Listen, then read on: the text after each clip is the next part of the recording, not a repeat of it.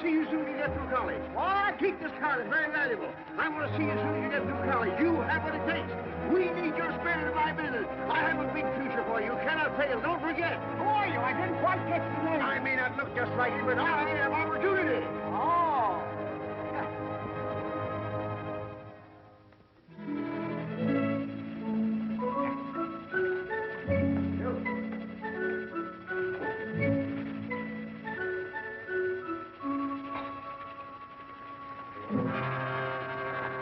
Why don't you look where you go? I beg your pardon. I'm very sorry.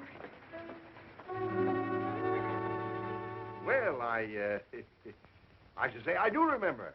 I should certainly hope to kiss a pig if I didn't. Thank you. Now, let me see. That was football, wasn't it? Or was it ice hockey? I go to everything. Football, Mr. Waggleberry. Football, of course. And I presume I promised you a job. I usually do when I get excited. Oh. But you shall have it. With me, a promise is a sacred pledge. My word is my bond. My handshake is like a certified check. My check is like a... He who loseth honor loseth everything. Right. We don't start people at the top, you understand. That would be too easy. We do it the American way. We give them an opportunity to work up from the bottom. What satisfaction.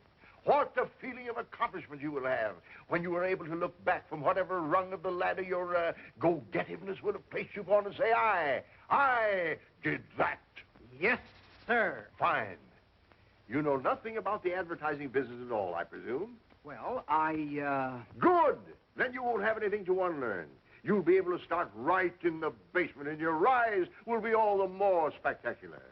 Every man is the architect of his own fortune. Excellent. I've ideas. You could almost say bursting with them. But contain them, save them. Don't squirt them all out at once. The idea department is a little congested at the moment. It always is, for that matter. There never seems to be any shortage of, but that would only depress you. I'll tell you what I'm going to do for you. I'm going to find you a little nook in the bookkeeping department. A regular little niche.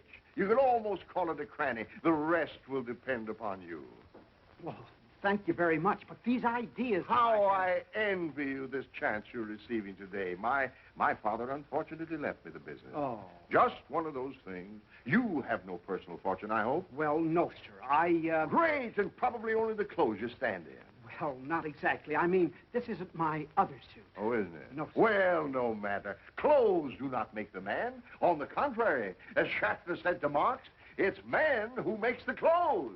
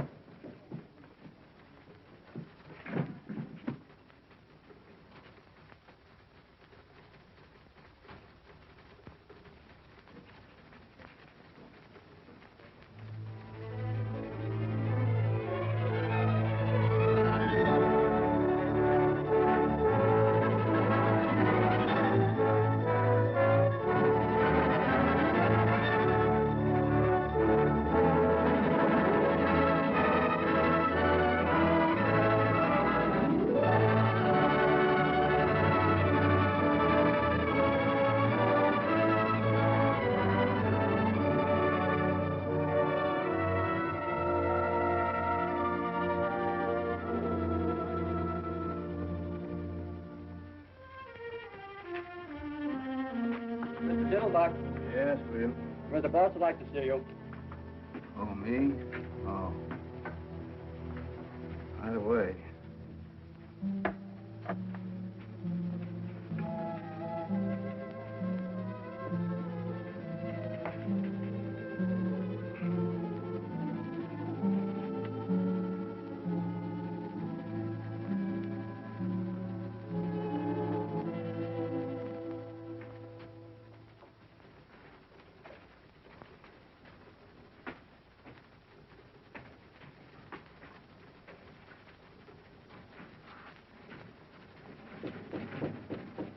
Come in.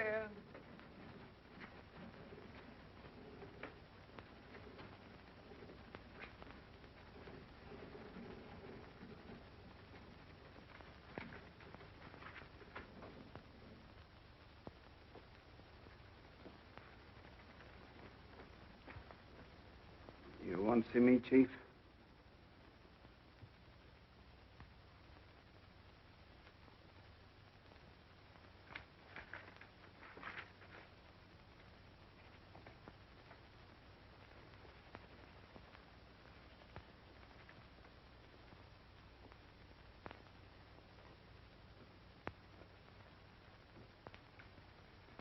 Yes, I'm sorry to say I do, Harold.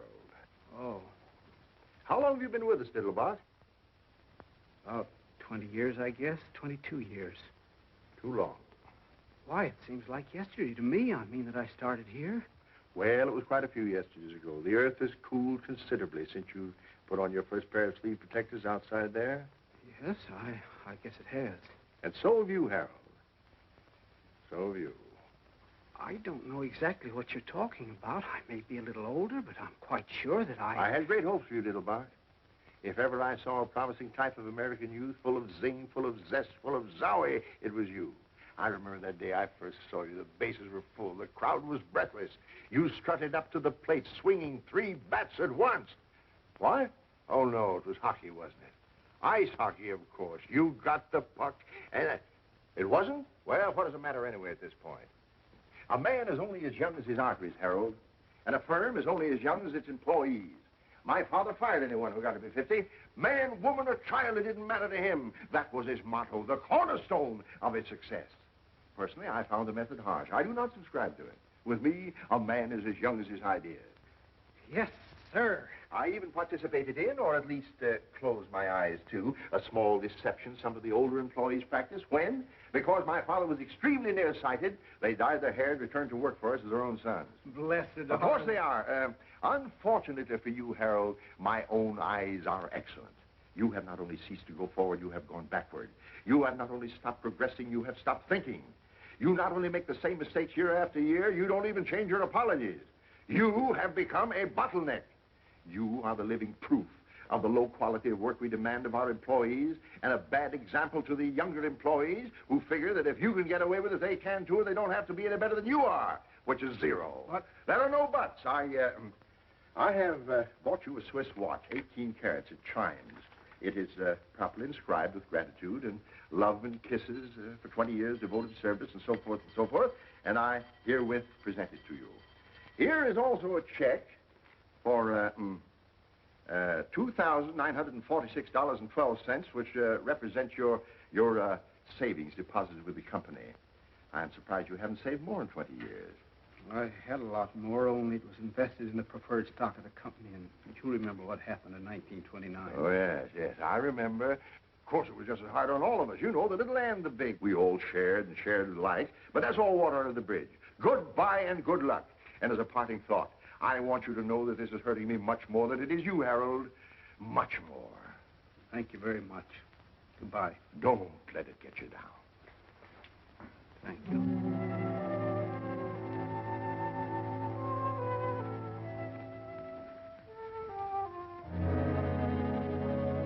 It was football.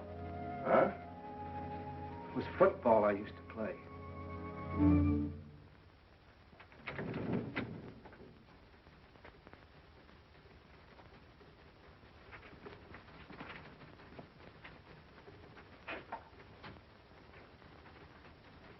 Sorry, Harold. Thanks. Like that in cash, please. What's the matter? Don't you trust us anymore? Once bitten, twice shy. I'll have to get it out of the safe. I'll bring it over to your desk. Thank you, Charlie. You better buy a wig. Huh? Why? You'll find out.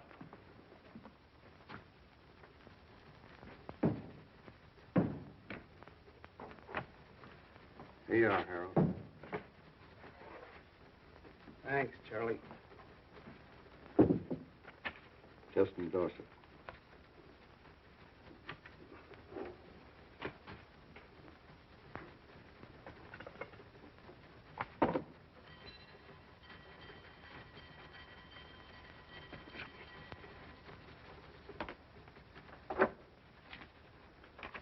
Thanks, Harold.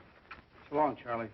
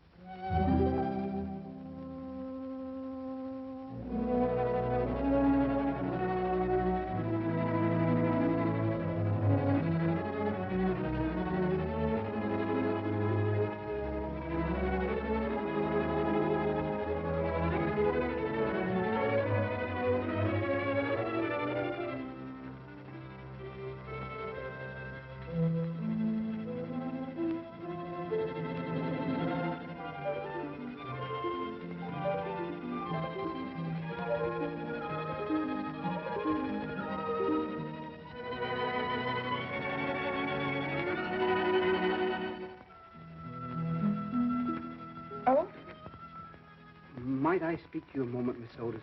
Certainly, Mr. Diddlebock. You mean privately? Well, with some privacy. I'd look for something in the file cabinets. I never find anything anywhere. Splendid. I'll join you in a moment.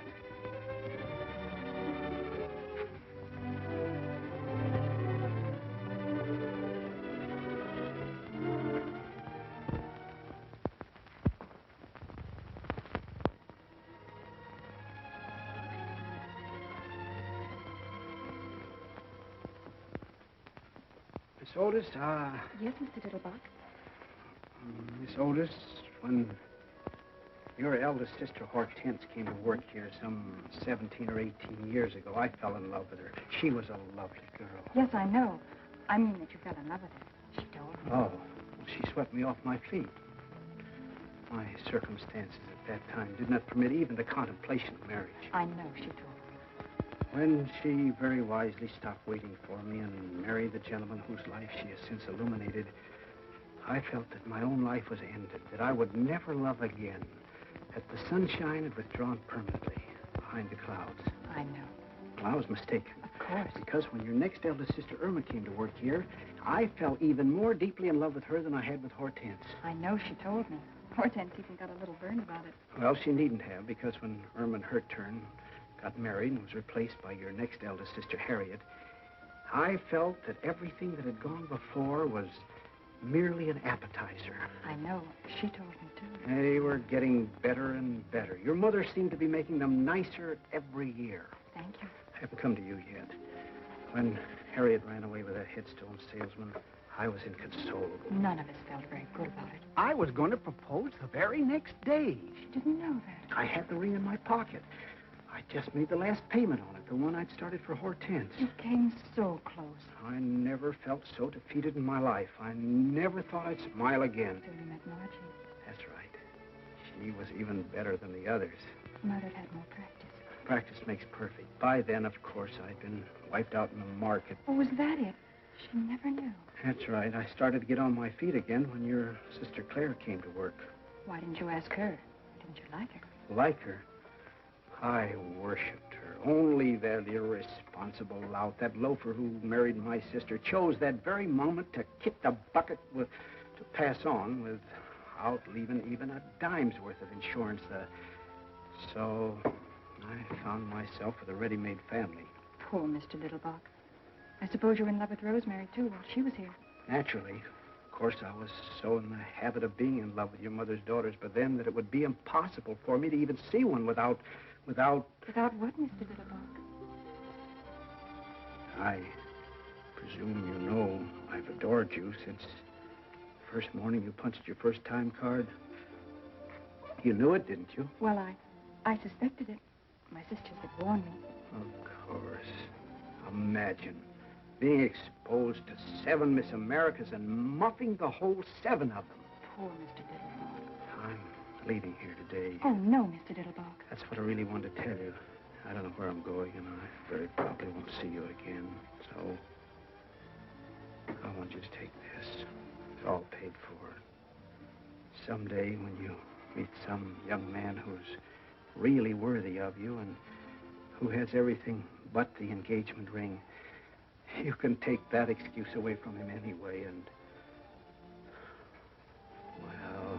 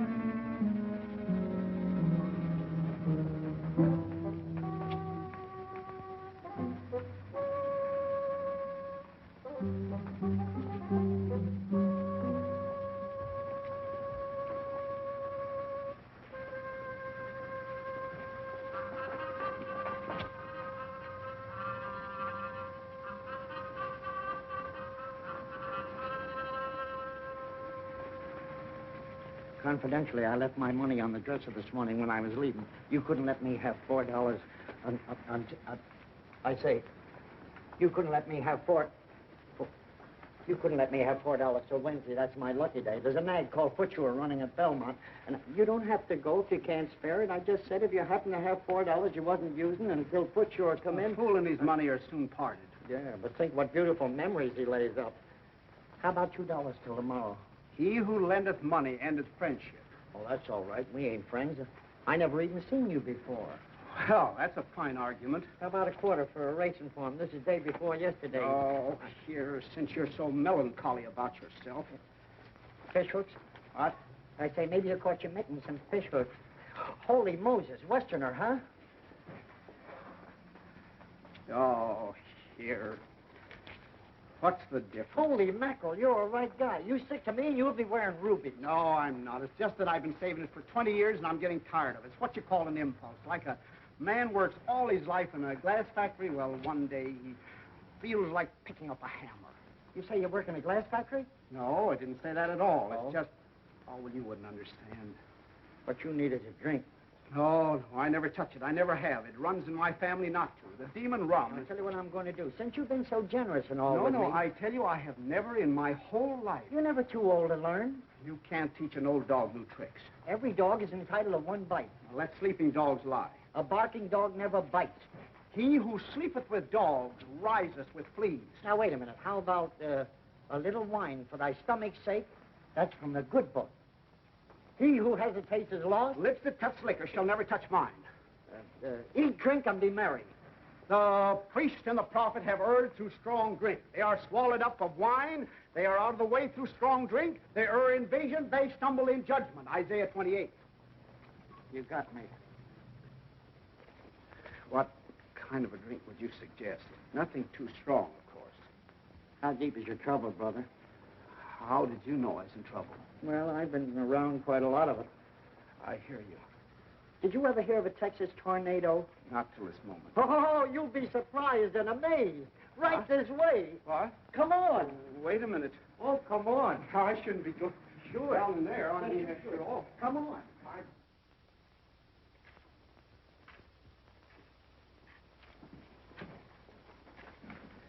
Don't flash that roll in here. I wouldn't want anything to happen to it. A wise man keepeth his own counsel. Fine. Come on.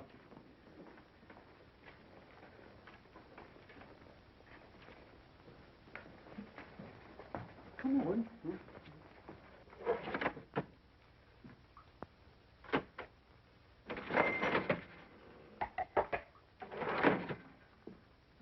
Good morning, gents. Good morning, Wormy. What's your pleasure? Jake, I want you to meet my friend, Mr. He staked me to a bankroll. Oh, fooling. He must be new around here. This calls for a little celebration, Mr. Diddlebock. Harold Diddlebock. Diddle what? Diddlebock. Bock is in beer. Oh, I thought you said Diddlebuck. Is it buckwheat cake?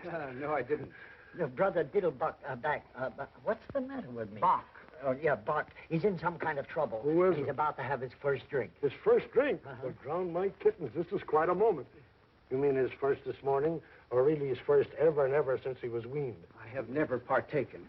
Now that I've had time to think it over, Yes, sir. You never know how the other half lives. You aroused the artist in me. It was just an impulse. Well, obey that impulse. Why don't you have a cigar? Have a cigar? Sir, I'd like to make you something. Something you would remember. I wouldn't want anything, I mean, if I had anything at all, nothing potent. You understand? You'd never feel it. I was thinking of a Texas tornado. Oh, not for an occasion like this, Wormy. A tornado's a perfectly reliable commercial drink for conventions and hangovers and things like that. But this is almost, is the word Vestal? Huh? I mean, it ought to have organ music. I wouldn't want anything... I mean, opportunities like this come along all too rarely for a man with his heart and his work. Tell me, Mr. Diddleback, where were you born? What? Nebraska. Corn. And in what year, please? 1901. Fine, fine. They distilled some very palatable stuff in 1901. Now, let me see.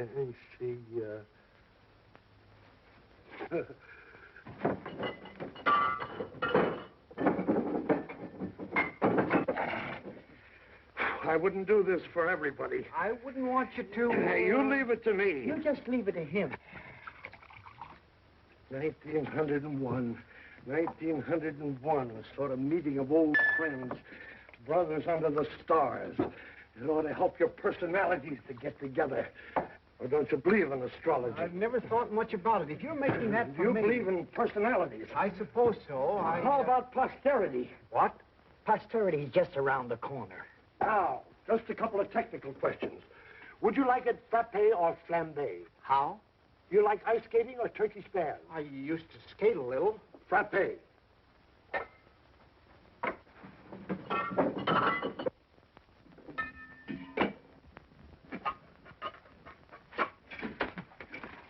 Frappe. Now, would you like it sweet or sharp? I don't really... How do you take your coffee? I take milk. You've answered my question. You prefer showers or sit-spans? Well, we have a shower over the tub, but there's always the danger stepping on the soap. Vodka. What? With vodka, you don't care what you step on. You can step on snakes. Now, wait a minute. Now, just relax. One final question. Do you prefer the taste of rosemary or wormwood? Who or who? Do you like Benedictine or absinthe? What? What kind of toothpaste do you use? Sozadone. I got you. If that's for me, you just leave it to him. What a scientist. Ain't that pretty? I wouldn't want anything to, They call him the professor. You just leave it to him. Oh, boy. Gentlemen, the Diddlebock. Ain't he wonderful? A genuine genius. That's certainly very kind of you. Don't mention it. And if you don't mind, I'll sample a mouthful with you. Well, I certainly hope you will after mixing up this much. The artist does not weigh his clay. Your very good health, Mr. Diddlebock. Here's to you, Mr. Diddlebock.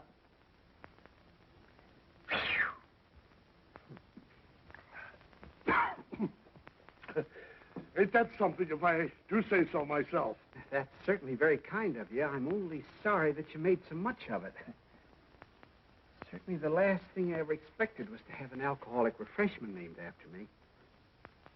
Very attractive aroma.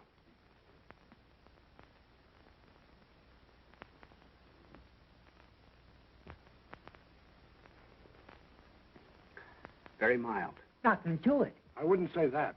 But it has always seemed to me that the cocktail should approach us on tiptoe, like a young girl whose first appeal is innocence. What a poet. Here's to innocence. Bottoms up. Over your ears.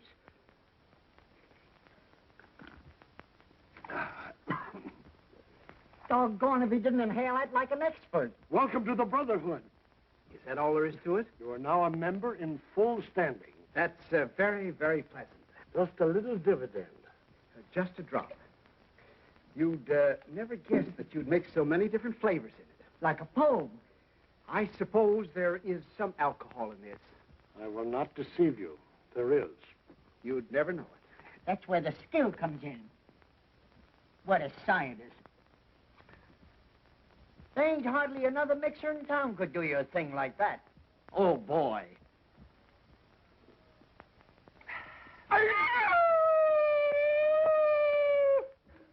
Lovely. Just like velvet. What was that yelling? Did you hear something just then? To innocence, and still more innocence. What is... Asked if I were you, just beginning and all. It ain't as if anyone ever drank a Diddlebock before. You can't tell what it'll do to you. This lemonade.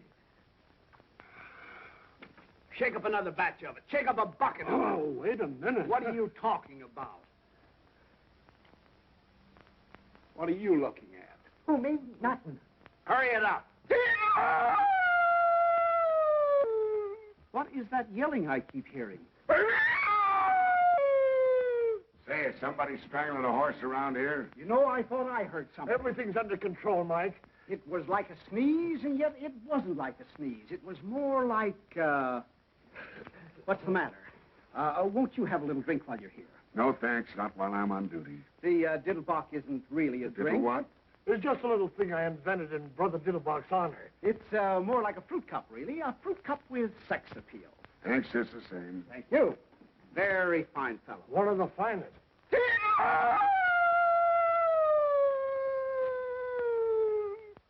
There it is again. I could have sworn I heard something. I suppose I didn't hear nothing that time. I'm very glad you noticed it, because I did too. Yeah, don't tell me. I've been telling these boys about it, but they're not sure. To me, it sounded like a cross between a Mongolian lynx and a wounded moose. Have you ever hunted the Mongolian lynx? I have not. How about a wounded moose? Likewise. You're probably better off. Why don't you give the gentleman a drink instead of letting him stand there with his tongue hanging out? Look, before your tongue starts hanging out, you better lay off a couple of them diddlepots. A fine thing at 11 o'clock in the morning. Who's he talking to? You? Now, wait a minute. Everything... Just a moment, officer. My friend may be small, but I want you to know that he's got a heart of gold, and I won't hear one word against him, you understand? When I was in the depths of desperation, the dregs of despair, who befriended me? Not E.J. Waggleberry and Company, not the fellow employees besides whom I toiled for 22 years and whose sorrows I shared as who wouldn't, not the Metropolitan Police Force whose salaries I have paid and whose uniforms I have purchased to keep them warm in winter, cool in summer, and fresh at all times, but yon smolder befriended, when befriended men are nothing, you understand? You handle them. Ha! Wait a minute. I just saw it. So what? The fellow doing the yelling. He's hiding behind a post there. Probably an escaped lunatic. I don't see anybody, Mr. Diddlebock. What do you mean you don't see anybody? You can't see that old crackpot with the spectacles? Why, that's you, Mr. Diddlebock. Me? That old tramp? Why, that doesn't look anything more like me. Look at that collar. Looks like a horse collar. Oh, it ain't so bad, Mr. Diddlebock. How long have I been looking like this? You've always looked like that, Mr. Diddlebock, at least ever since I've known you. Why, this is an outrage. Look at that old scarecrow. Look at that suit. Look at that hat. Look at that face. Oh, it ain't so bad as all that, Mr. Diddlebock. It's worse. Why, I wouldn't trust a face like that to empty a spittoon. Oh, yes, you would, Mr. Diddlebock. Are you positive that's me? 2 will get you 12. Then where is there a barber and a gent furnishing outfit? This is a calamity that must be repaired immediately. Right upstairs, Mr. Diddlebock. Only what? Don't you think you better sit down a little while Sit first? down? Why should I sit down? Do I look tired? That's the trouble with the men of today. They don't enjoy. They have no stamina. Look at our forefathers. Look at Washington. Look at Valley Forge. Look at the pioneers. Then look at me. Hey, are you a barber? I'm looking for one. Yes, but excuse me. Is there a leopard loose in the building or something? Everything is under control. Men were men in those days. Here, buy yourself a new suit. You look terrible. They mined the earth and dug the rivers and tamed the wilderness and brought forth peaceful homesteads in the shadow of the eagle and the echo of the thundering herd. And in the final analysis, where are they? I ask you, and I reply, dead, my friends, deader than a boiled mackerel. I thank you. Are you all right? A barber and a tailor. A barber and a tailor. A barber and a tailor. And the world is mine. A barber and a tailor. You better remember what you put in that so it won't happen again. What's the matter with this? Should old acquaintance be forgot for the sake of old lang syne? Now, if you'll just slip into this, Mr. Diddlebuck. That wouldn't be a little on the quiet side, would it? Yes, I think you're right. Hide not thy light under a bushel. You need a tent to hide that one. Well, then we'll try this little Glen awkward plan. Love. Murder. Well, now, Mr. Diddlebuck indicated to me that he wanted something courageous. I made this for a dog act. I can hear it barking. Very clever. I bet they have to get up pretty early in the morning to catch you in bed. It's been tried. Oh. Well, now, suppose we try this little pinstripe. Why? Well, we just thought, the young lady and I, that this was a smidgen on the loud side. A mildy, of course. Oh, you did? It's the check within the check within the check that turns my stomach. Oh, it is. How true. Hello, Max. How depressingly true. Who's the tosspot? That's my friend, Mr. Diddlebock. Now, that would call for a waist measurement of about 32. Excellent. I'll be back in a flash, and you won't know yourself. Excuse me. Well, so long. Better luck next time. Just a moment. Why are you giving that lowbrow your money? Lowbrow? Now, wait a minute. Now, here, wait a minute. This is Max, the bookies man. Don't you remember that goat I was betting on? This goat? Listen, Chester. No. Butcher, he lost. Why do you bet on goats? You want to bet on something? Bet on horses. They run faster. Yes, sir. You say this animal lost? Totally. I see. Well, now is the time to turn defeat into victory through a clever maneuver. Yes, sir. Now, who are the contestants in the next sprint? Let's see. Windowpane, Butcher Boy, Senor Pepito. Oxnose, Pepper Pot, Crazy Maisie. Kid Joy. These handles. Polka Caterpillar and Emmeline. Emmeline? Did you say Emmeline? Yeah, Emmeline.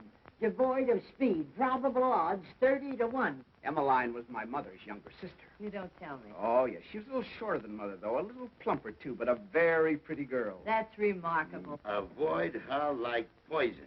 She had the prettiest blue eyes. But she's 30 to 1. But no bookie pays more than 15 to 1. I'll take 15. Don't you understand what odds mean? I think so. They represent a difference of opinion. Right. Well, my opinion is Emmeline.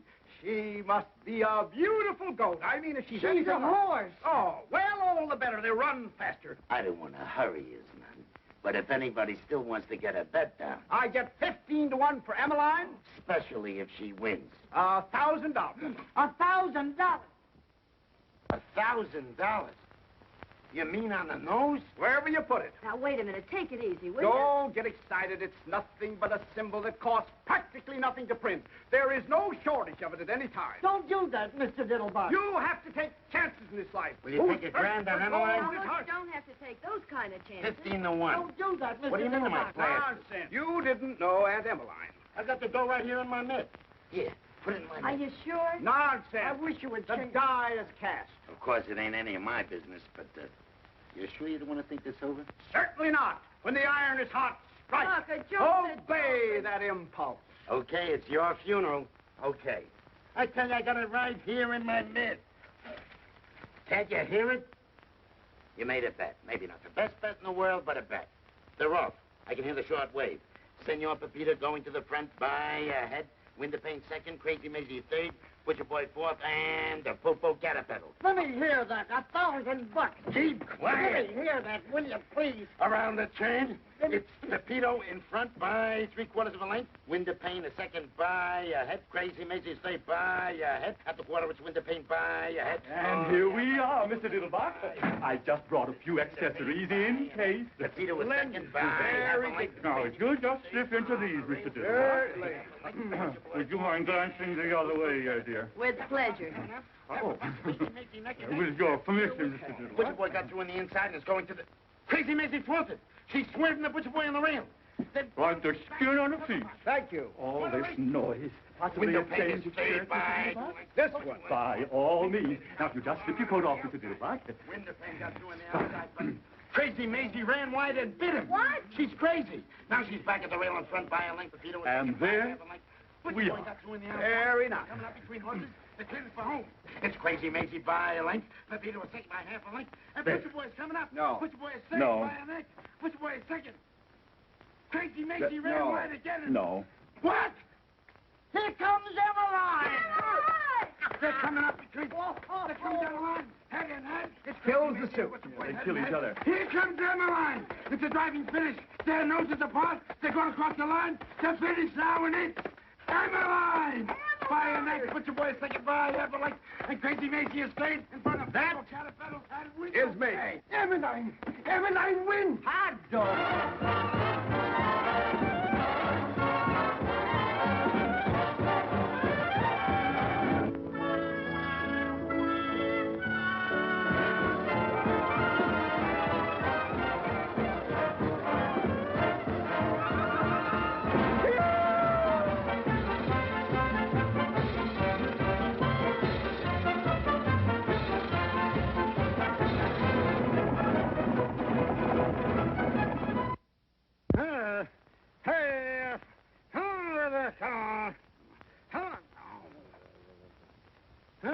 Wake up, you nasty thing. A fine brother you turned out to be. I work and slave and give up the best years of my life to make you a home full of charming, womanly touches and keep my children pure-minded. As a reward for all this, you come rolling home at midnight in a condition which I, for one, What's Mr. so late Diddlebock... about midnight? Yes, but where were you all day Wednesday? All day Wednesday. All day Wednesday. You were drunk, that's where you were. Drunk as probably rolling in a gutter someplace. All day Wednesday. What are you talking about, Flora? I never had a drink in my life. Coming home on horseback. Horseback. Waking up all the neighbors. On horseback. And when old Mrs. Chauncey called out the window, the night was made for sleep, Mr. Diddlebock. You and your drunken friends had to holler back. The night was made for love, Mrs. Chauncey, or have you forgotten? I said that? Said it. You sang it. Where's my suit? Well, you came home in this thing. What is it, a horse blanket? It would look as good on a horse as it did on you. You mean I actually walked the streets in this? You rode horseback in the streets in it. Wonder if anybody saw me. Oh, no, of course not. You probably didn't attract any more attention than Lady Godiva in Macy's window at noon. Form-fit Franklin, featuring the figure phenomenal. Form-fit? Wonder if I get my money back on it. You could try, but I doubt it. You might see what you can get on this while you're at it. Oh, take it off, will you? I feel bad enough as it is. I had a fortune. I had thousands. I had all my savings in one big... Wait a minute. I had tens of thousands. You had tens of thousands. I tell you, I did. Where are my pants? Maybe you threw them out the window. I tell you, I had a fortune in them. You had a fortune in them. And where did you acquire this fortune, may I ask, if I'm not too inquisitive? Is there such a thing as a goat race? A goat race? No, I remember. It was Mother. You say Mother was racing someplace? Bertha B., that's right. Were there any other angels in the race? It was a horse race. You know what a horse is, don't you? What's the matter with you, Flora? First, I bet on a horse called Emmeline. You remember Aunt Emmeline? She won easily, naturally. Then I took the $15,000 I bet on Emmeline. $15,000? That's right. She paid 15 to 1. I took the $15,000 I bet on Aunt Emmeline and bet it on Mother. On Bertha B. Bertha Bierhofer. You remember your old mother's name, don't you? Yes. And she won too, I suppose. Easily, I presume. You must be on the millions, you presume. I seem to remember a big fat man someplace where there was some very pretty girls dancing the tom-tom and slinging their garters around. Oh, I see it. This big fat man, big-hearted mower, was it? Generous Jake. He was always smiling. He had a big, happy smile, like a shark. He had it right in his pocket for me. He said, all in cash. All he had to do was reach right in and pull it out. He said? That's right. But the government didn't want anybody to have that much in cash. That was it. It wasn't patriotic. For him? That's right. When I said, I suppose that's why they want you to put your money in bonds. He said, bonds, Brother Diddlebock. When they say bonds, they mean investments. And have I got an investment for you, Brother Diddlebock? And what was it? I don't remember. Well, I'll tell you what it was, Brother Diddlebock. It was a drunkard's dream. The horses were nightmares, and the money is just something you never had and are never going to get, Brother Diddlebock, because you're just an old failure. So just get into your clothes and go down to the office and walk in as though nothing had ever happened, and probably you'll find nothing did happen. What about Wednesday, Flora? What was I doing all day Wednesday? Don't tell them you had a cold. They probably had drunks working for them before. I just don't believe it, Flora. If I could only find those pants. Hmm? Oh, boy. Now you'll see whether it was a dream or not, whether I never made any money or never will. Just feast your eyes on that. Yeah.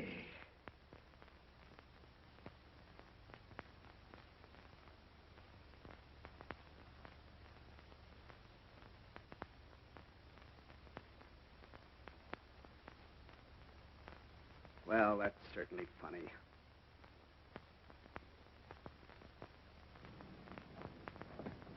Good morning, sir. Good morning. Shall I follow you, sir, or will you hop in now? You talking to me? By all means, sir. I said, shall I follow you, or will you hop in now? Just a moment. Why should I ride in that thing? Well, it's your cab, sir. You bought it last Tuesday. My cab? You mean including the horse? Most assuredly, sir. How else would we propel it? What did I use for money? Why, you had tons of it, sir, and you were most generous and high-spirited with it, too, if I may make so bold. I was. Positively, sir. It took me back to the good old days. It was a gorgeous spectacle. Why, hardly anyone could render you the slightest service without you pressing a 50, or at least a 20 into his eager hands. I almost thought once or twice you overdid it, sir. Excuse me, you didn't happen to notice what I did with any of that money, did you? Or even some of it? Oh, you were most free with it, sir. The women were at your feet, sir, if I may make so bold. They were. Prostrate, sir, absolutely horizontal. The weaker sex simply adore a generous man, sir. Excuse me, you wouldn't like to buy this vehicle back in a bargain, would you? I could let you have it very reasonably, including the horse and the whole... But you've already paid me a month's wages, sir, and you gave me to understand the position was permanent. I really hate to disappoint you, but wait a minute.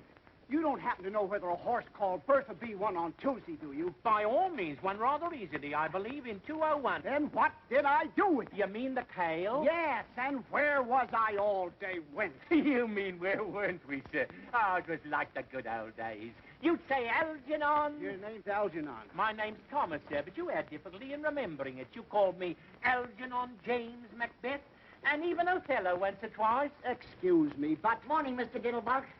I thought you'd be over there, but since you wasn't, I'd come over here. Morning, Hamlet. Good morning, Wormy. Now, before you do anything else, you got to see about getting them some breakfast. Getting them some breakfast. They would like to have their breakfast immediately, if not sooner. Who would like to have their breakfast? The lions. You know anything about any lions? I rejoice to say I do not, sir. The lions that come with the circus. I've been out there for 2 days. What an aroma. Just what circus are you alluding to? Your circus, and it ain't no illusion. My circus? Who in heaven's name ever gave you the idea that I had a circus? Whoever gave me the idea, you sent me out to take care of it, didn't you? Right in the middle of the party, didn't you? Just when I'm getting in good with this big blonde that got it beat it out to Queens, just in time for an elephant to squirt a bucket of ice water in my kisser, and for one of them cats to, well, never mind. Where the how in heaven's name did I ever get a circus? Lucky Leopold give it to you instead of the dough you won from him. Wild Bill Hitchcock lost his circus to him. Then I did win on Bertha B. Oh, sure, for all the good it done you. You said you had always wanted a circus. I did. You did and you have. You sure got your wish. I see. And we have many hungry mouths to feed. Oh, we have. I was hoping it was just a small lion act or something. Maybe one lion and a couple of trained birds, maybe. One lion. I just mentioned the lions first because they were yelling the loudest. We got 37 lions. 37? Yes, 37. We also got 14 tigers. 14 tigers? That's right. Also 7 bears, some odd jaguars, and a puma. A puma? And what a puma. That's the one. Look, we got horses, Shetland ponies. Never mind. Where'd you say this Noah's Ark is located? Over the bridge in Queens. Then what's the joker? Why did I get it? What's wrong with it? Oh, nothing, except we ain't got no tent to give the show in. You gotta have a fireproof tent, and you can't get a fireproof tent. And we owe 6 months feed bill and 4 months back salary. And there's a plaster on every piece of rolling stock and a habeas corpus on the whole work.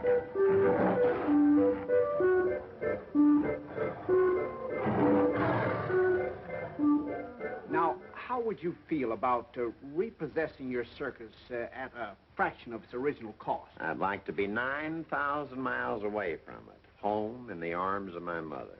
I see. I could make you an exceptionally attractive offer. You couldn't make me an attractive offer, not if you got down your bended knees and threw in a set of dishes. I see. You don't, but you will. The only reason I hung around as long as I did and gambled away my stake was because they was so hungry. And you don't find many people takes pity on a lion. That's right. You got any idea how much meat a lion, not a monarch of the jungle, just a small, ordinary lion like that one there. Come here, Jackie. What? Come here, Jackie. Come up here. You got any idea how much a lion eats per day? I haven't the slightest idea. 21 pounds per day. Quite a pet. Yes, like a kitten. Of course, he don't get any choice cuts. Just ordinary meat, but then they don't exactly give it away either. What you mean? Now, you multiply 21 pounds per day by 37 lions, 14 tigers, and 9 jaguars. And a puma. And a puma. Then you multiply that by 30 days, September, April, May, and November. June. Yeah, whatever it is. But all the rest have 31, and that means one more big meal. Except February alone, and they only eat 28 times. I see. Did you ever try selling them to a big circus, Ringling Brothers? Did you ever try selling pills to Carter? Go on, wait, Jackie. Yes, how about offering some of them to the zoo? Well, they offered me some of theirs. You did, huh? Yes. Well, a circus must be really quite a white elephant. I'm glad you brought that up. Have you got any idea how much an elephant eats in, say a week? Hot or cold, rain or shine, 52 weeks a year regularly? I haven't the slightest idea. Well, not counting the peanuts, or the 150 pounds of bran, or the 200 pounds of oats, or the 50 gallons of pure spring water they drink to wash it down with, can your mind envision a ton of hay? A ton? A haystack. Of hay? Alfalfa. Why, that's impossible. It would die of indigestion. Nothing can eat a ton of hay. An elephant can with ease. Now, let me tell you about the hippopotamus. The hippopotamus does not, as you might suppose, live on a diet of water. Oh, hello, Guslav. Hippopotamus is all very nice, but where's the fish? Fish? Who wants Mr. fish? Diddlebock. This isn't Friday. There's a few characters out here would like to have a little word with you. Just a moment. We will speak for ourselves, if it's all the same to you, my small friend. You, sir. This is indeed a great pleasure. Mr. Diddleback, isn't it? The pleasure's all mine, sir, madam. Ethically and morally, we are not responsible for the acts of our predecessor, but sometimes, technically, we are. And now, if you'll come this way and present your statements, one at a time. This one, and now another, and now another. Have you any more?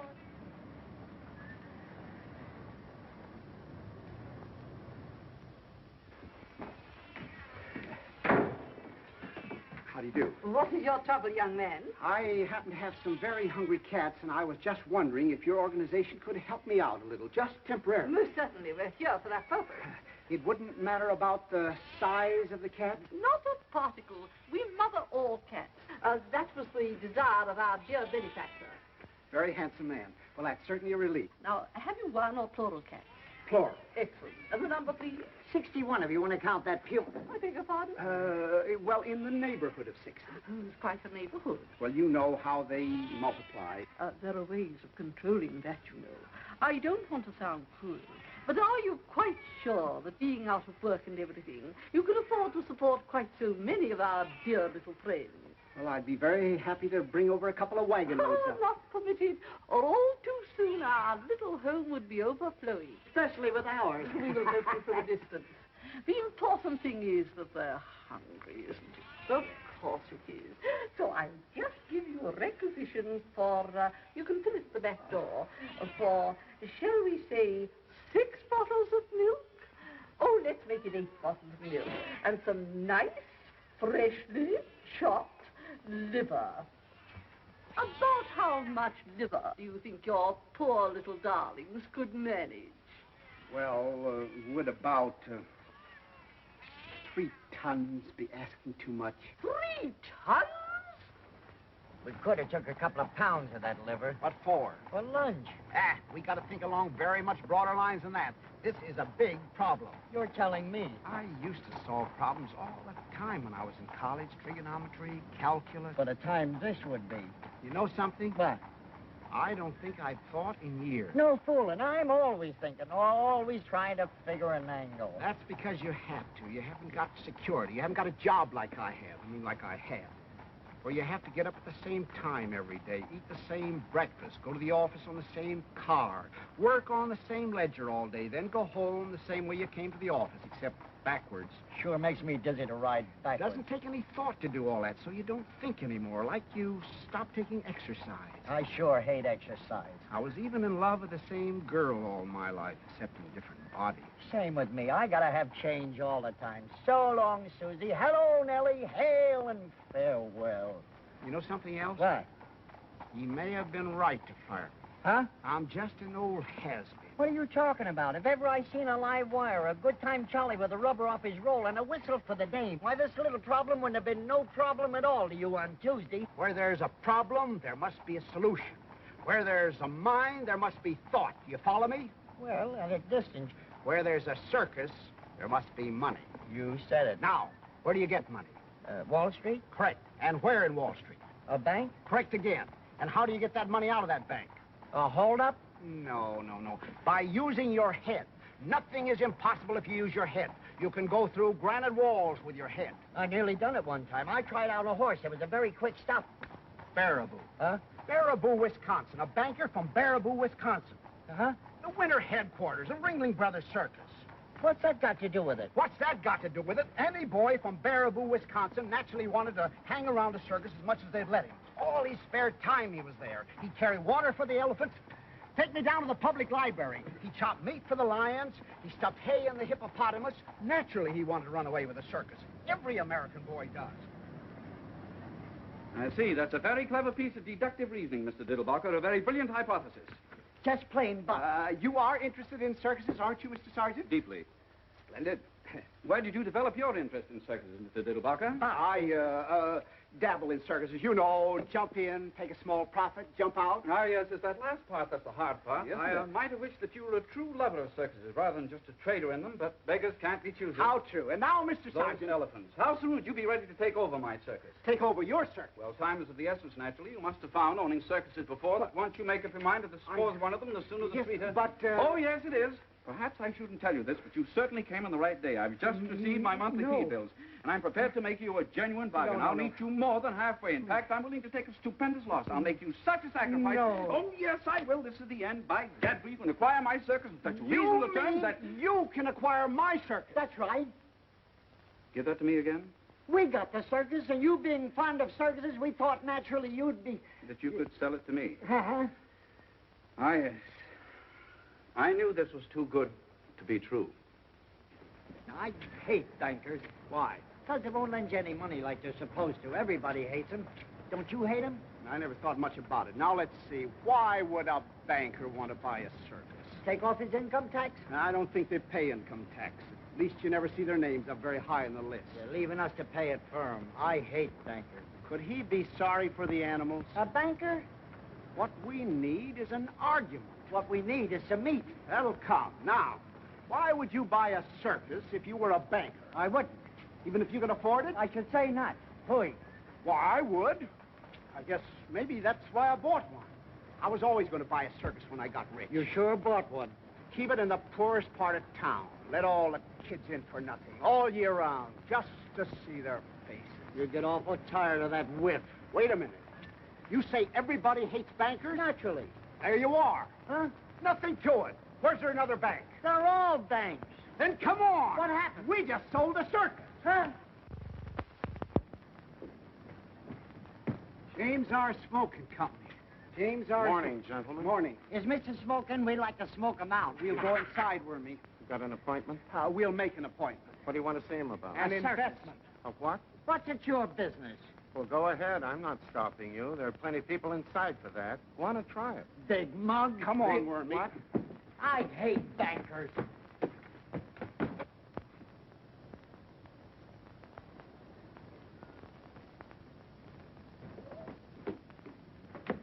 Well, Listen, you.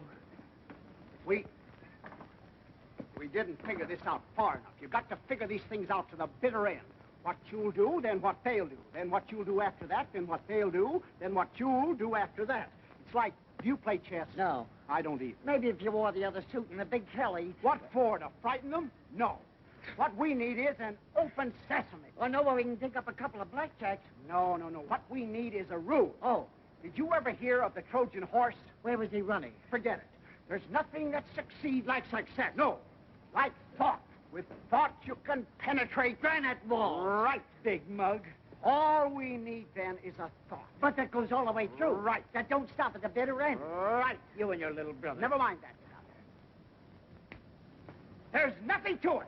We'll be in jail by 3:30. Huh? Out again by 4:45. Huh? I've got it. Absolutely and beyond question, it cannot fail. What is it this time? We've just sold the circus, that's all. Again? Right, come on. Must you go? We'll be back. You'll find out, you big stiff. Right. Right. Since you have repeatedly failed to clean up this matter, despite numerous warnings from me, which I was in no way obligated to show, Which we were in no way obligated to show. we are reluctantly forced to inform you that we will have to take over your building.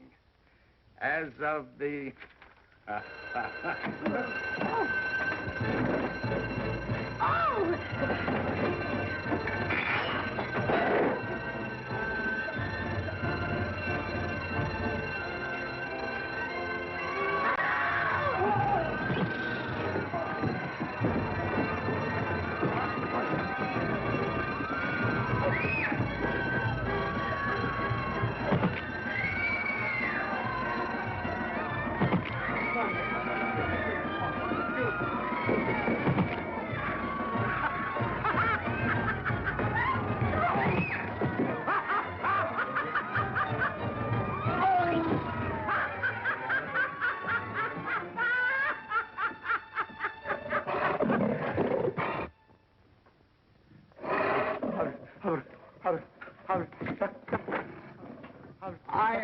not intruding.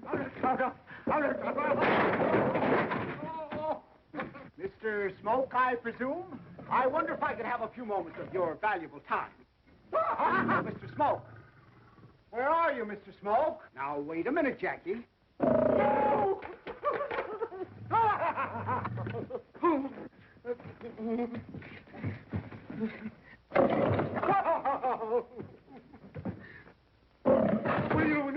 Will you take that blasted thing out of here? You wouldn't hurt a butterfly, Mr. Smoke. Butter wouldn't melt in his mouth. Give the gentleman your paw, Jackie. Here, give Mr. Smoke a drink. It's nothing. It's called the Diddlebock.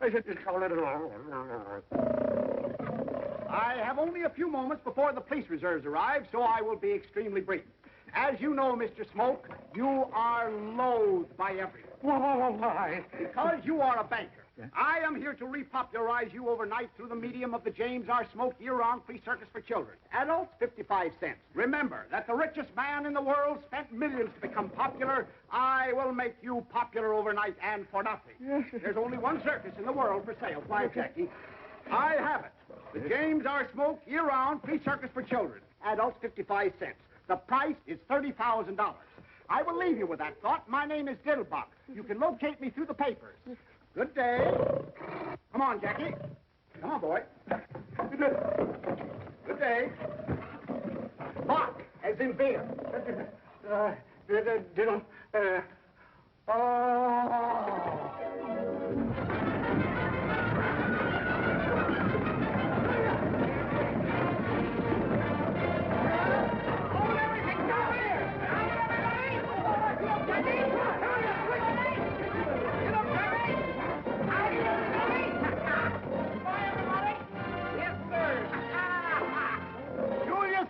Year-round free circus for children. Remember those words. Adults, 55 cents. As you know, Mr. Margoff, you are abominated by everybody. And my plan is to make Here, have a drink. It's nothing. Stand back, there's no wild animals. Stand back, Get up, Jackie. As you know, Mr. Blackson, you are despised, reviled, and detested by all normal human beings. My plan is to undo this great wrong through the medium of the Jeremiah T. Blackson year-round free circus for poor children. Adults, 55 cents. Drop that gun. Here, have a drink.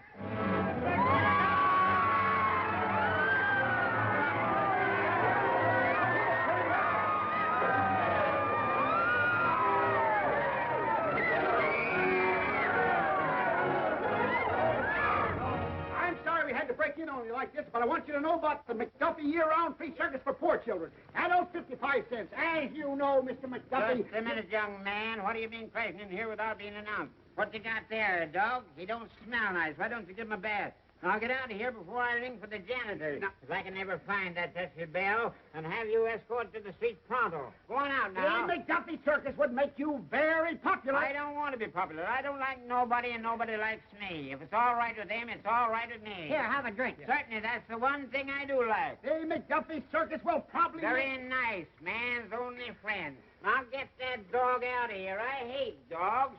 Shoo, Rover. Go on, get out. Get out. Now, where are you? Get out of here now. I can smell you, but I can't...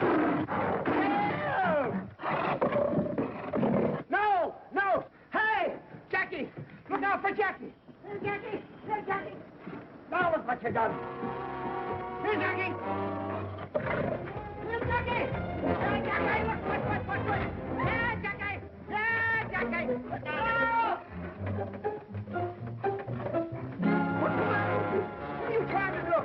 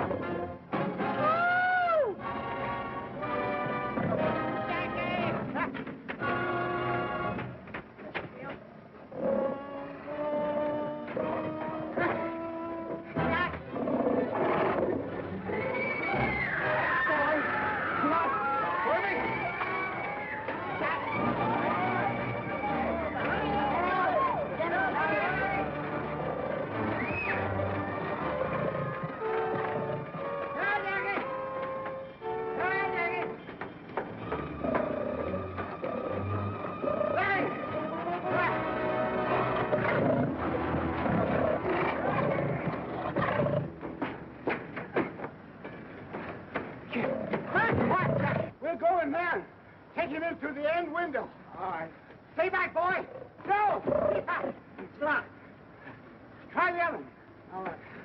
No, Jackie. Show us this one. Try this one over here. Here. Keep right in there, boy. Quiet now. Stay right. It's locked, too. Huh? I'll try the other one. Faster. Try. Back there. Be quiet, boy. Ah! Mr. Diddlebock! No! Hand! Do something. Here. Keep back, boy. Come over. Give me your hand now. Look out. Careful. Hey! No. Please, wait. Come up. Get a hold of my head. Look out! Look out! What are you doing? Hey! No. What's the matter with you? It's careful now. Stay back, Jesse. Now I got my glasses. Oh, all right. I'll buy you another pair. They was only from the dime store, but it took me 3 weeks to pick them up. Where are you? Never mind. Look out! No! Mr. Diddlebock. Please, Mr. Diddlebock. What are you trying to do? You don't seem to understand. Careful now. Yeah. Ah! No, hang on. No, stay back there. Come on. I'll show you how to open the window. Wait a minute. Don't frighten Jackie. You don't frighten that easy. This is one time I thought the thought all the way. Get back, Jackie. And I ain't going over that precipice again. Now, hey! Stay there, Jackie, now. Now, be quiet, Jackie. That's a nice old iron. Only be a second now. Be careful, boy. Oh, what you done? For heaven's sake.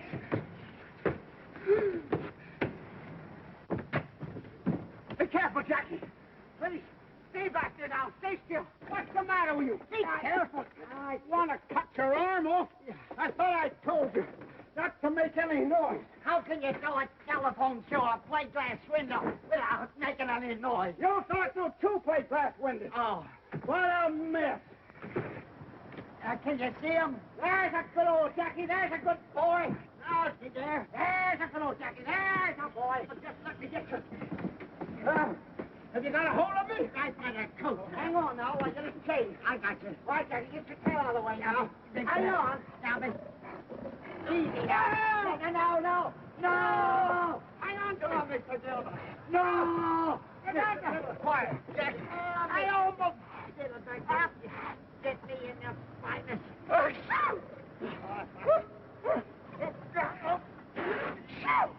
Jackie! Are you all right now? Just 1 minute. Now, take it. All right, Jackie, I can't. Clear the edge now. Mr. Diddlebock, where are you? I got you. I better get it with my foot. Oh, I'm quiet now. Yeah. Are you all right? Just a minute. You got a hold of me? Yeah, I got you. Good. Now, hang on. I got it. Oh, no. I see. Throw the tail up from around Jackie's, the chain from up around Jackie's neck. I see. Now, and you got a good hold of it. Just a minute now. Hang on. What? What's the matter? I'll show you. If I only had my glasses. Okay, now, hang on. I got you. There I go. Yeah, got you. I can't feel you holding me. I got you in a death grip. You got me good solid. You betcha. There I go now. Be careful now, Mr. Diddlebock. I got it. You got a good hold on me. Sure, I got you. But why is your voice so far away when your coattails are right here? What? Where me? Help me! Help! Where me? Mr. Diddlebock! Hurry, somebody, help me! No, Jackie! Give me your hand! Where is your hand? Help me, Mr. Diddlebock! Here I am, way over here now. Over where? I'm trying. No, do something, Wormy. Do something way over here, Wormy. No, Jackie. No! Hurry up, Bill! Oh! Mr. Diddlebock! Mr. Diddlebock! Hurry up, Wormy! Oh! Have you got him? Come on, boy. Have you got him, Bill? Can you reach me? I'll get something. Something. Where are you? This thing, I can get a hold of it. There it goes. Not everything. Everything that's in your way. Mr. Diddlebock! Hold on a minute. Come on, here I come. Come on,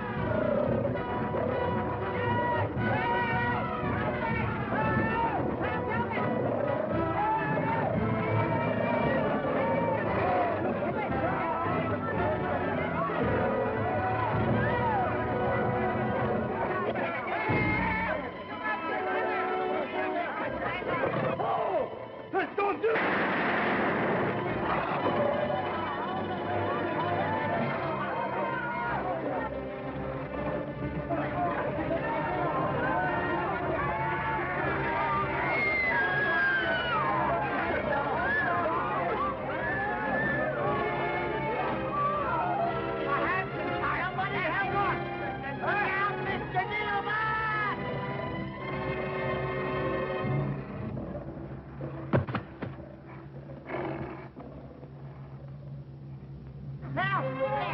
Get us out of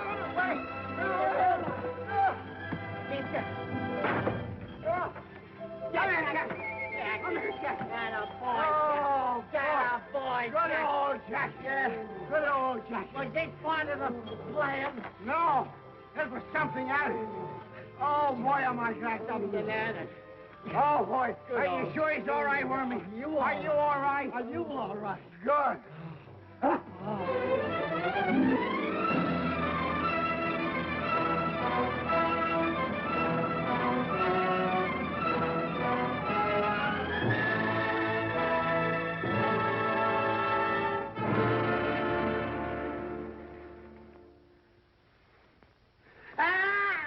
Wait a minute. Look out! Hang on! Help! Hang on! Help! Hang on! Help! What's the matter with you? I'm sorry. I ain't never going to be this time again. Oh, boy, is this nice in here. Thought you didn't like jails. This is the first time I ever appreciated one. So cozy, so solid. Don't they build them nice? Well, we'll be out of it pretty soon. No hurry. We gotta get over this, you know. That wasn't part of the plan at all. You're telling me. Now, let's see. I said that we'd be in jail by 3:30. We are, and I love it. And out again by 4:45. We ain't, and it's all right with me. Good old Jackie, did you stick your neck out? They ought to be here with certified checks. Who? The bankers.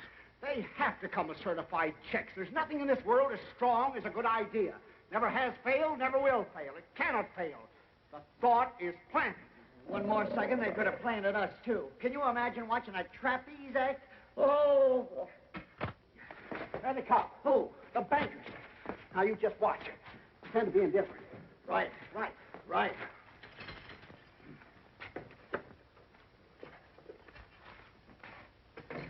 Young lady bailed you out. A young lady. The banker's secretary. He sent her over. Come on.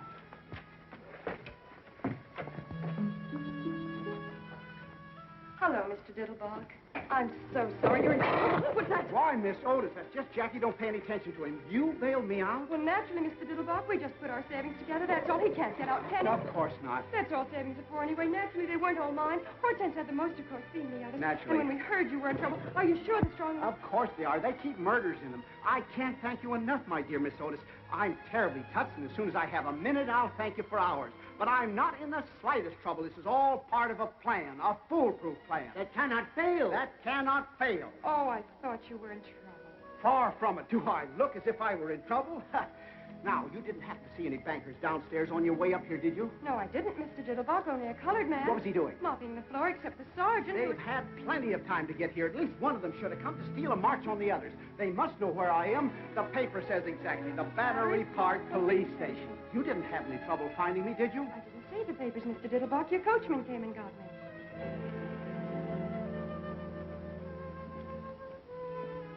Why, there's life, there's hope, sir. And while you was acrobaticking this afternoon, I was thinking to myself... Thanks.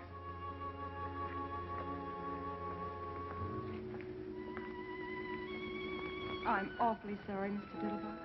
I don't know exactly what you're disappointed about, but maybe you could get arrested some other time if that's what you're trying to do. Well, that's that. But I just can't understand it. Come on, Wormy. We'll take Miss Otis home anyway. It's about all we have to offer. And we'll come back and get Jack in. I'd be glad to go back in jail, Miss Otis, if it would get you your savings back. Don't talk nonsense, Mr. Diddlebock. Don't be depressed. The day is always darkest. I know, just before the cyclone. Say, what's the Battery Park Police Station doing on Canal Street? The Battery Park Police Station, too? Yes, that's where the paper said I was. Oh, they couldn't take you in. There wasn't room. Some roisterers of some kind got in ahead of you. Or they didn't like lions or something. Then where is the Battery Park Police Station? Why, in Battery Park, sir, naturally. And what are you waiting for? Get in. You see what I told you? Hot dog, let's go! Let's go!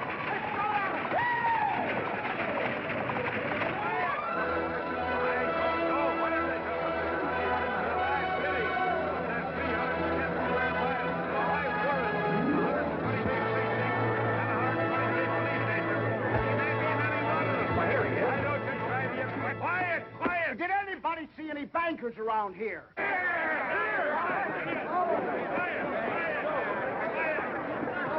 decided by your circus. I didn't hear just what you said. I'm decided by your circus. I'll take it.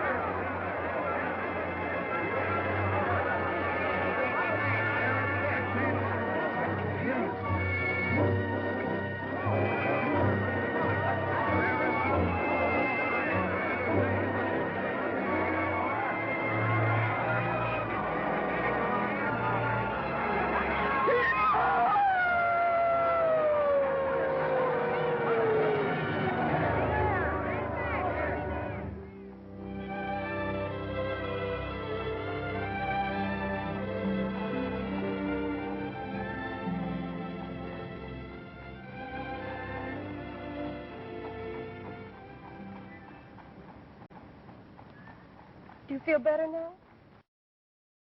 Air would do you good. It's very kind of you. Oh, yes, this is my cab, isn't it? What a day. Say, was I hanging off a line from a building, or did I have a nightmare? I'm afraid you did, Mr. Diddlebock. I mean, hang off the building. But I really wish you wouldn't anymore now that it isn't necessary. You wish I wouldn't. I mean, now that you're a member of the firm and everything. What firm is that? Why, Waggleberry and Company, where you always work. You say I'm a... But of course you are. Mr. Waggleberry said that Sergeant's free circus idea was the best advertising idea he'd heard of since Brody jumped off the bridge. And then when you got the accountant on. You say Sergeant bought the circus? Oh, no, he already had a circus of his own. Ringling Brothers, Barnum and Bailey bought your circus. Ringling Brothers, Barnum and Bailey? You mean for money? He certainly didn't buy it for peanuts. But I thought that there were some bankers. Weren't there some bankers who wanted it or something? Oh, yes, but they didn't want it as much as Ringling Brothers, Barnum and Bailey wanted it. They just wanted it for the free circus idea, which Mr. Sargent already had, which made you a member of the firm. But Ringling Brothers, Barnum and Bailey really wanted it. The bankers never got any higher than $150,000. $150,000? That's right. But when Ringling Brothers don't like something, they really don't like it. Don't like... They don't like free circuses. $175,000 worth they don't like them. Here's your check. $175,000. I'm so happy for you, Mr. Diddlebock. I mean, so much happening in such a short time. I'm very proud of you, too. You must be terribly intelligent. I beg your pardon, Mr. Diddlebock? $175,000. That's right. You see, it's written... Oh. It's written twice. Oh, you're wearing it, the engagement ring. I remember now, $175,000. How beautiful it looks on your little hand. I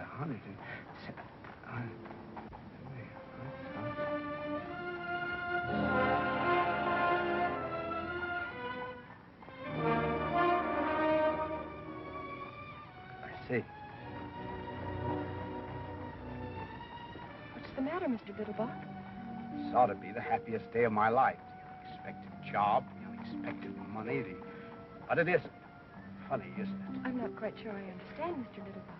What's so difficult to understand about it? I just said that I'm very happy for you. If I didn't say it, I meant it. I've just made a killing in circuses. I am, you tell me, a member of a large advertising firm, and I don't know how much per year, if ever I could afford to support it's now, and once again, I've just lost one of the little girls in the world. The last one. I am naturally delighted. Excuse me for even thinking like this. Now, if you tell me where you live, I'll take you home. You mean you don't remember, Mr. Diddlebock? Remember what? What is there for me to remember? What I want to do is to learn how to forget. Remember that you're married? Remember that I married you. How's that again? I said, don't you remember marrying me, Mr. Diddlebock? Marrying you, Mr. Diddlebock? How could I possibly remember marrying you, Mr. Diddlebock? In the first place, your name isn't Mr. Diddlebock. In the second place... You mean you don't remember coming out to Flatbush in the middle of the night with a full orchestra? Flatbush? And waking up the whole neighborhood while you told Mother it was about time you did something about one of her daughters, and then wrapping me in a long velvet cloak that turned out afterwards to be a window curtain, and then galloping all the way back to New Jersey. I'll bet you Ellen...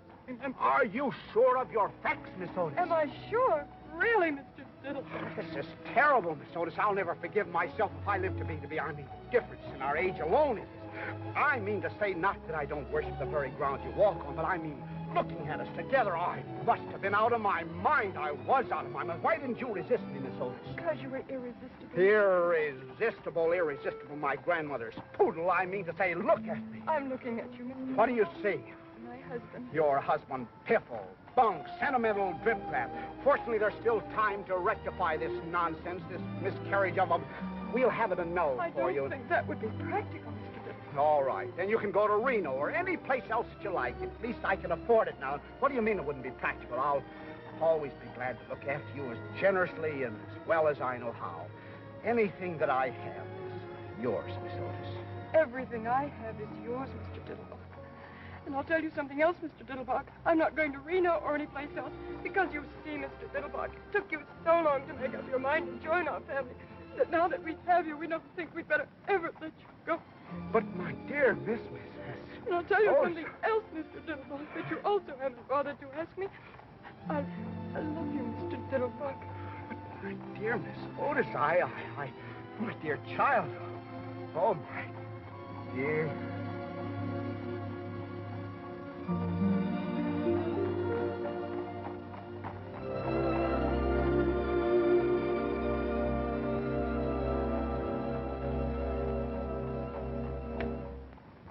Must be what I was doing all day Wednesday.